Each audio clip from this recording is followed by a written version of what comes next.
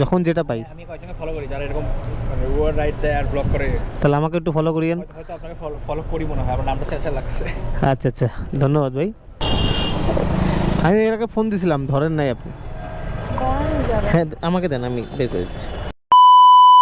চলতে চলতে একজনকে পেয়ে গেল। চলেন। হ্যাঁ বুঝতে না দাঁড়াইছিলেন নাকি? বাইকের জন্য দাঁড়াইছিলেন নাকি?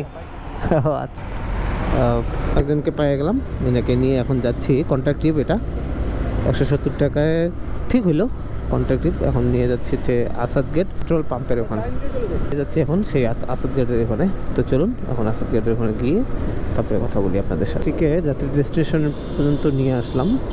হয়তো একটু ঘোরা হয়েছে কিন্তু আগে আসছেন, সমস্যা নাই। জি থ্যাংক ইউ। স্ট্রিপের জন্য একটু ওয়েট করি।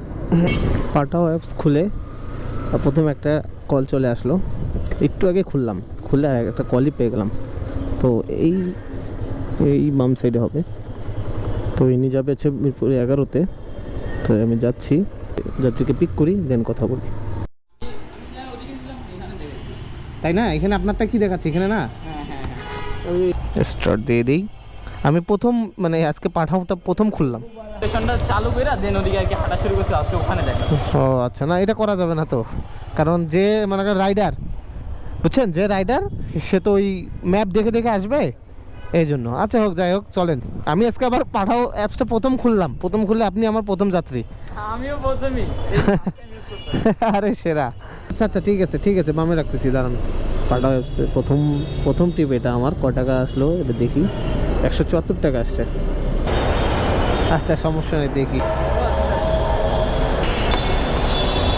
আর দেবো না, 74 টাকা আছে তো, আর 5 টাকা পাবা। আচ্ছা সমস্যা নেই। আচ্ছা ঠিক আছে, থ্যাংক ইউ।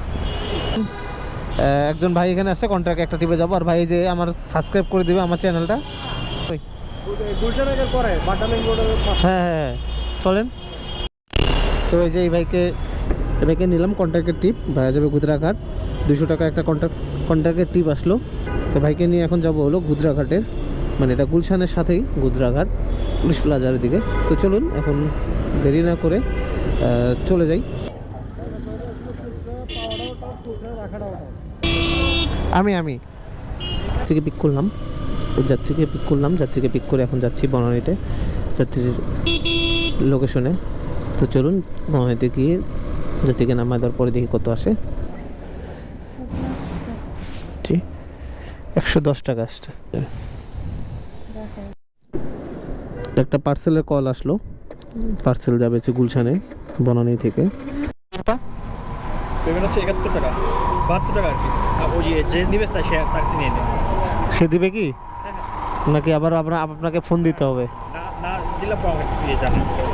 আমি কয়েকজনকে ফলো করি যারা এরকম মানে ওয়ার রাইড দেয় আর ব্লগ করে। তাহলে আমাকে একটু ফলো করিয়েন। হয়তো আপনাকে ফলো করি মনে হয়, আমার নামটা চাচা লাগছে। আচ্ছা আচ্ছা, ধন্যবাদ ভাই। তো চলুন এখন আগে যাই, ভাইয়ের জিনিসটা ডেলিভারি করি, তারপরে আপনার সাথে কথা বলি।